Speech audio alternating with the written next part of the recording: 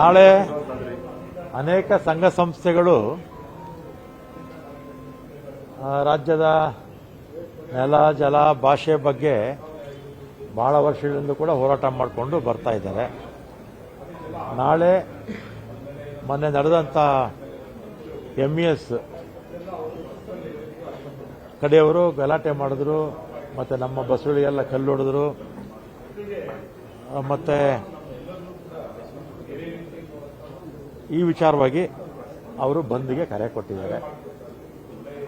ಮತ್ತೆ ನೈತಿಕವಾಗಿ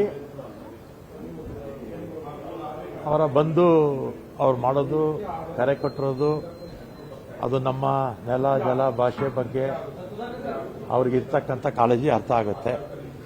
ಮತ್ತೆ ಸಾರ್ವಜನಿಕರಿಗೂ ತೊಂದರೆ ಆಗಬಾರ್ದಲ್ಲ. ಯಾಕಂದರೆ ಪ್ರತಿದಿನ 1 ಕೋಟಿ ಜನ ನಮ್ಮ KSRTC ಬಸ್ಸುಗಳಲ್ಲಿ ಓಡಾಡ್ತಾರೆ. ಮತ್ತು ಎಕ್ಸಾಮ್ಸು ಕೂಡ ನಡೀತಾ ಇದೆ. ಮತ್ತೆ ಇದು ಬಂದು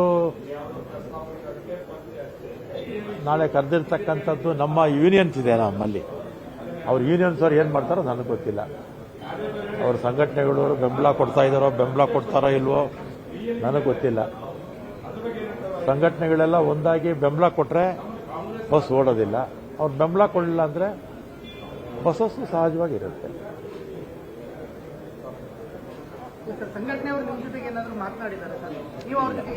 ನಾನಿಲ್ಲಪ್ಪ, ನಾನೇನು ಮಾತಾಡಿಲ್ಲ.